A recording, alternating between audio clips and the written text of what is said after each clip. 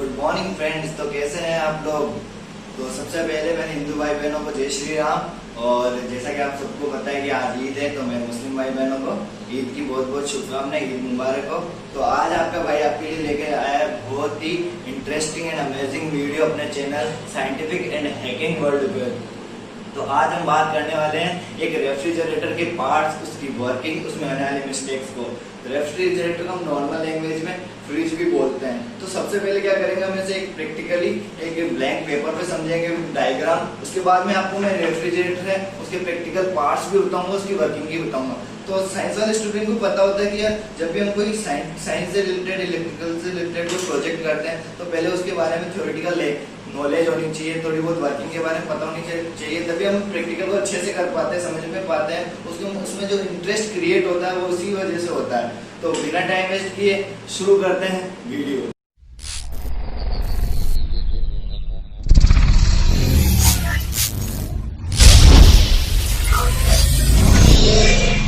तो रेफ्रिजरेटर के mainly 5 parts होते हैं। इसमें से पहला पार्ट है कंप्रेसर, दूसरा पार्ट है कंडेंसर, तीसरा पार्ट है ये फिल्टर, चौथा पार्ट है कैपिलरी ट्यूब और पांचवा पार्ट है इवेपोरेटर। आप टेंशन मत लीजिए, देखने में आपको अजीब लग रहा होगा, लेकिन जैसे जैसे मैं वीडियो आगे चलेगी समझाते जाऊंगा आपको सब कुछ समझ में आ जाएगा।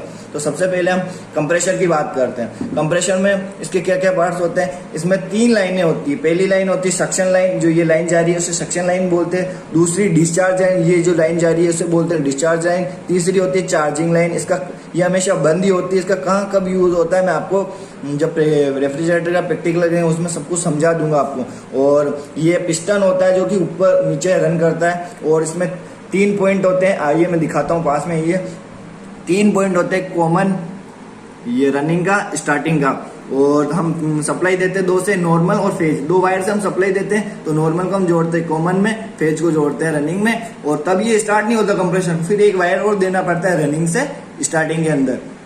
उसके बाद भी स्टार्ट नहीं होता, हमें इससे स्टार्ट करना पड़ता है। तो इसकी समस्या के लिए हमें आजकल चले गए बहुत सारे रिले, तो यहाँ रिले लगा दिया जाता है तो हमें ऑटोमेटिकली स्टार्ट हो जाता है। कि अगर हम कंप्रेसर के अंदर तो जाके से स्टार्ट नहीं कर सकते ना बार बार, इसलिए रिले का यूज किया जाता है। तो हम इसकी वर्किंग समझते हैं। जैसे हम सप्लाई ऑन करते हैं तो ये पिस्टन ऊपर नीचे मूव करता है। फर्स्टली ये जब नीचे मूव करेगा तो यहाँ पे 2 वाल्व होते हैं। तो सबसे पहले ये वाला वाल्व खुल जाता है, ये वाला वाल्व बंद रहता है। तो यहाँ से जो गैस है वो इसके कंप्रेसर के अंदर आती है। कंप्रेसर के अंदर आ गई, फिर ये जो पिस्टन है ऊपर की ओर मूव करेगा। ऊपर की ओर मूव करेगा, जो गैस है तो वो क्या होगी, कंप्रेस होगी, उसका टेम्परेचर बढ़ेगा, उसका प्रेशर बढ़ेगा, डिस्चार्ज होगी। डिस्चार्ज करने के लिए उसको डिस्चार्ज लाइन में भेजा। तो ये फिर ये वाला वाल्व है ना, ये बंद हो जाएगा और ये वाला वाल्व खुल जाएगा, जिससे वो सारी कंप्रेस हुई गैस वो सारी डिस्चार्ज लाइन में जाएगी। डिस्चार्ज लाइन में अब उसका आपको पता है जो गैस गई उसका टेम्परेचर बहुत हाई है, उसका प्रेशर भी बहुत हाई है, क्योंकि यहाँ से उसको कंप्रेस किया गया है। तो जैसे ही वो इस लाइन में डिस्चार्ज लाइन में जाएगी, कंडेंसर में जाती हुई कंडेंसर में यूं जाएगी। ऐसे जो ये कंडेंसर की कोयल है उसमें जाएगी। तो कंडेंसर की कोयल क्या करेगी, जैसे जैसे वो गैस है वेपर फॉर्म में है, वो जैसे जैसे इसमें रन करेगी वो ठंडी होती जाएगी। क्योंकि पता है कि आपको जैसे 2 वस्तु है, जैसे कि ये हॉट है और ये है कोल्ड है। तो जो टेम्परेचर होगा जो हॉट से हमेशा कोल्ड की ओर ही जाएगा। मतलब जो कोल्ड हॉट से कोल्ड की ओर जाएगा तो इसका टेम्परेचर क्या होगा, थोड़ा लो हो जाएगा, इसका थोड़ा बढ़ जाएगा। सेम फॉर्मूला यहीं पे यूज हो रहा है कि जैसे ये हॉट गैस है तो ये कंडेंसर क्या होता है, ये अपने एटमॉस्फेयर यानी वातावरण के संपर्क में होता है। तो क्या होता है, ये अपनी हॉट गैस है ना, जो वेपर में जो जितनी भी हॉट गैस है उसको खींच लेता है और एटमॉस्फेयर को दे देता है, जिससे ये जो अंदर की जो वेपर है वो किस में बदल जाती है, लिक्विड में। आपको ऑब्वियसली पता है कि हम जब वेपर को ठंडा करेंगे तो हमेशा वो लिक्विड फॉर्म में बदलेगी। तो इसके साथ भी यही हो रहा है, तो इसके अंदर जो लिक्विड फॉर्म में चेंज हो जाएगी वेपर, और लिक्विड फॉर्म में चेंज हो जाएगी। फिर इसके बाद में लिक्विड फॉर्म से होते हुए ये यहाँ पे आएगी फिल्टर में। अब इस लिक्विड फॉर्म को हम लिक्विड फॉर्म नहीं बोलते, उसे रेफ्रिजरेंट बोलते हैं। और जो ये प्रक्रिया के अंदर होती है उसको कंडेंसेशन बोलते हैं, या हिंदी में बोलते हैं उसके संघनन। इसके बाद में यानी ये होती है छोटी छोटी सिलिकॉन की गोलियां होती है, और यहाँ पे लगी होती है एक नेट, जाली लगी होती है। ये क्यों लगाता है मैं आपको बताता हूँ।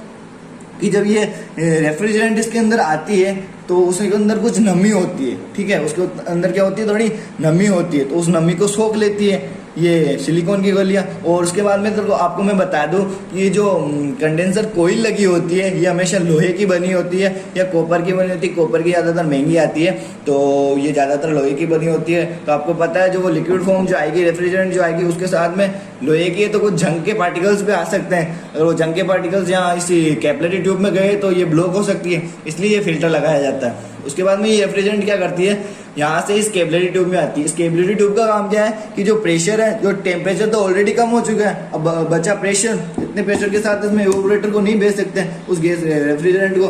तो ये कैपिलरी ट्यूब क्या करती है, उस प्रेशर को कम करती है, कंट्रोल करती है। कम नहीं करती है मतलब कंट्रोल करती है, क्योंकि ये कैपिलरी ट्यूब बहुत ही बारीक होती है, मतलब इसका जो व्यास होता है बहुत ही कम होता है। शुरू से एंड तक का इसका नाप एक ही होता है, जिससे ये क्या करती है, प्रेशर को कंट्रोल कर लेती है। अब जैसे ही ये रेफ्रिजरेंट एवापोरेटर के अंदर एंटर करती है, तो एवापोरेटर में जब कोई भी जो वस्तु रखी होती है, कोई भी चीज़ हम इसमें रखते हैं, तो वो क्या करती है, उसकी जो हॉट है, वो जो मतलब गर्म चीज़ें, गर्म गैसों को अपनी ओर ऑब्जर्व कर लेती है और तथा कूलिंग इफेक्ट दे देती है। आपको पता है जब कोई वस्तु गर्म है, अगर उसकी हॉट गैसेस को हम ले लेंगे तो ऑब्वियसली वो कूलिंग हो जाएगा। जैसे कि हमारे शरीर का टेम्परेचर ले लीजिए, जहाँ शरीर पर हम पानी की बूंद डालेंगे तो वहाँ की जो जगह है वो हमेशा कूल हो जाएगी। पता है आपको, वही वाली चीज़ होती है जो उसकी हॉट गैसें वस्तु की जो इसमें रखी हुई है एवापोरेटर में, वो उसकी हॉट गैसें को ले लेती है तथा कूलिंग इफेक्ट दे देती है। बाद में क्या होता है, बाकी जो गैसें बची वो वापस ये सक्शन लाइन से होते हुए कंप्रेसर से वापस ये इसमें जाती है, लिक्विड फॉर्म में बदलती है, वापस फिल्टर का कार्य होता है, कैपिलरी ट्यूब में जाती है, वापस एवापोरेटर में, ये ऐसे करके ये साइकिल चलता रहता है। तो मेरे हिसाब से आपको समझ में आ गया होगा, और मैं आपको प्रैक्टिकली एक बार बता देता हूँ सारे पार्ट्स, ताकि आपको अच्छे से समझ में आ जाए। तो चलते हैं अपन फ्रिज की ओर। तो हम ये डायग्राम के साथ में इसको समझेंगे प्रैक्टिकली तो ज़्यादा समझ में आएगा। तो सबसे पहला हमने जो कंपोनेंट था वो क्या था, कंप्रेशर। आइए हम समझाते हैं कंप्रेशर की ओर। तो ये है हमारा कंप्रेशर। क्या है कंप्रेशर? और इसमें मैंने बताया था आपको कि ये 3 लाइनें निकल रही है, सक्शन लाइन, डिस्चार्ज लाइन और चार्जिंग लाइन। तो हम बता दें ये तीनों लाइनें, आपको तीनों लाइनें मैं बताऊंगा अभी। तो ये अपनी सक्शन लाइन, डिस्चार्जिंग लाइन और ये चार्जिंग लाइन, तीनों के तीनों वो का वही है जो मैंने आपको डायग्राम में बताया था। ये कंप्रेशर है, इसके अंदर ही लगे होते हैं पिस्टन वगैरह, इसमें एक ऑयल भी भरा होता है। और ये अपनी है रिले। ये क्या है, ये दो चीज़ें लग रही है, ये इसे बोलते हैं रिले। ये जो रनिंग से स्टार्टिंग में मैंने वायर लगाया था स्टार्ट करने के लिए कंप्रेशर का, ये वही रिले है। तो वही रिले। अब हम बात करते हैं कि डिस्चार्जिंग लाइन, जो नहीं सक्शन लाइन की बात करते हैं। सक्शन लाइन करते हैं तो एक सक्शन लाइन ये होती है, ये जा रही है सक्शन लाइन अपनी, ये सीधी कनेक्ट होती है अपने, ये वाली पीछे वाली जो लाइन है ये सीधी कनेक्ट होती है अपने एवापोरेटर से। तो जैसे ही पिस्टन नीचे की ओर होगा, एवापोरेटर से गैस आएगी, ये इसको पंप करेगा, कंप्रेस करेगा, फिर वो गैस क्या होगी, इसकी सहायता से, ये कौन सी लाइन है अपनी, डिस्चार्जिंग लाइन कहाँ कनेक्ट होती है, ये। और यहाँ ये जा रही है अपनी, ये डिस्चार्जिंग लाइन कहाँ जा रही है अपनी, कंडेंसर कॉइल को जा रही है। तो ये आपने यहाँ पे लगाओ, तो ऊपर लो थोड़ा, तो कंडेंसर कॉइल यहाँ पे लगी होती है, ये यहाँ पे कंडेंसर कॉइल, ये इसे अभी कवर अप किया गया है, कंडेंसर कॉइल यहाँ लगी होती है, यहाँ पे इसे कवर अप किया जाता है। इसे कवर अप क्यों किया जाता है, इसका पीछे का रीजन भी मैं आपको बताऊंगा, इसे क्यों कवर अप किया गया है। क्योंकि आपको पता है कि जो कंडेंसर कॉइल क्या करती है, जो उसकी जो अपनी जो गैस आती है ना, उसकी हॉटनेस को, हॉट गैसें को लेती है, तो वो क्या होती है, गर्म हो जाती है। तो बाई चांस अगर कोई इसके टच हो जाए तो अगले वाले इंसान को नुकसान न हो, तो सेफ्टी के लिए कवर अप किया गया, वरना मैं आपको अच्छे से बताता है इसके बारे में। तो ये होती है, कोई नहीं, वो जो डायग्राम में देखा है वो की वही चीज यहाँ पे लगी हुई है, अंदर की ओर कुछ भी नहीं है, लोहे की जालियां लगी हुई है ऐसे गोल गोल राउंड करके। तो वो राउंड करके फिर उसका कनेक्शन कहाँ आता है, आपको बताया मैंने, वो वेपर फॉर्म में, वो लिक्विड फॉर्म में बदल जाती है, जिसे हम रेफ्रिजरेट कहते हैं। फिर वो कहाँ जाती है, फिल्टर में। तो ये यहाँ से होते हुए वापस आइए नीचे की ओर, तो यहाँ से होते ये लाइन आती है, और ये अपना फिल्टर, जो कि मैंने बताया था, ये अपना फिल्टर। तो ये फिल्टर आपको पता है क्या करता है, इसमें सिलिकॉन की गोलियां होती है, एक जाली लगी होती है, वो वेपर फॉर्म को, मतलब जो जितनी भी वाष्प होती है उसको सोख लेता है, और जो जाली होती है वो जंग के पार्टिकल्स को छान लेती है। उसके बाद में ये अपने आती है कैपिलरी ट्यूब, नीचे की ओर है थोड़ा, कैपिलरी ट्यूब बहुत ही पतली होती है, मैंने बताया था आपको कि प्रेशर को कंट्रोल करती है, बहुत ही पतली होती है। ये सीधे जाके कनेक्ट कहाँ होती है आपको बताया, एवोपरेटर के पास। ये देखो अपने डायग्राम में बता देता हूँ, जो ये कैपिलरी ट्यूब है सीधी कहाँ जाके कनेक्ट है, एवोपरेटर। जो ये एवोपरेटर के अंदर सीधा बहुत ज्यादा लंबा कनेक्शन है अंदर की ओर, मैं बताऊंगा अभी आपको। ये होती है अपनी कैपिलरी ट्यूब, आपको पता है प्रेशर को कंट्रोल करती है। तो मैं आपको बताना भूल गया था, इस चार्जिंग लाइन का क्या काम है। चार्जिंग लाइन का क्या काम है, चार्जिंग लाइन बेसिकली क्या करती है, जब ये अपना जो फ्रिज है ना कूलिंग देना बंद कर देता है, कूलिंग देना बंद कर देता है, इसका मतलब क्या होगा, इसके अंदर जो गैस है, जो गैस भरी जाती है वो खत्म हो चुकी है। तो उसके लिए क्या करते हैं, इस चार्जिंग लाइन हमेशा बंद होती है, जब चार्ज किया जाता है तभी इसको खोला जाता है, तो इसको चार्ज किया जाता है। चार्ज करने से पहले ये जो अपनी डिस्चार्जिंग लाइन है, ये जो डिस्चार्जिंग लाइन है इसको वैक्यूम किया जाता है, क्योंकि इसके अंदर बहुत सारी जो गैसेज होती है और जो भी पार्टिकल्स होते हैं उन सबको निकाल दिया जाता है। उसके बाद में इसको चार्ज किया जाता है, वापस इसको बंद कर दिया जाता है। तो अब कहाँ थे हम, ये जो कैपिलरी ट्यूब है, कैपिलरी ट्यूब है वो उसका कनेक्शन जाता है। अब आपको मैं दिखाता हूँ एवोपरेटर में जो कहाँ कनेक्ट होती है जाके। तो चलिए आगे की ओर, चलिए आगे की ओर।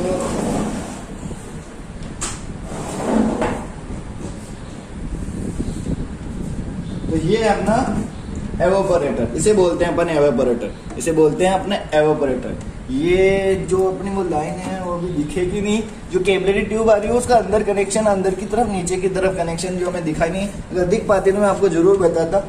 तो अच्छा ये मतलब दिखी गई, मैं बता ही देता हूँ आपको। ये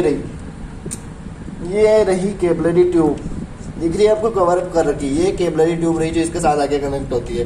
तो सोच लीजिए कितनी लंबी कैपिलरी ट्यूब होती है। तो जैसे वो कैपिलरी ट्यूब का गैस अंदर एंटर्ड होता है, तो जैसे ये हम पानी भर के रखा तो इसकी जितनी भी हॉट गैस है इसको वो ले लेगी, तो तक कूलिंग इफेक्ट दे देगी। आपको इसकी जानकारी के लिए एक चीज बता दूं मैं, कि ये फ्रिज, ये जो पार्ट्स होते हैं, जितने मैंने 5 पार्ट्स बताए, वो इस पूरे फ्रिज को कूल नहीं करते, वो सिर्फ इस एवोपरेटर को कूल करते हैं। इस एवोपरेटर की सहायता से ये पूरा फ्रिज कूल होता है। बता दूं, एवोपरेटर ओनली कूलिंग किया जाता है, इसकी सहायता से पूरा फ्रिज कूल होता है। ठीक है, तो यही थी इसकी सारी वर्किंग।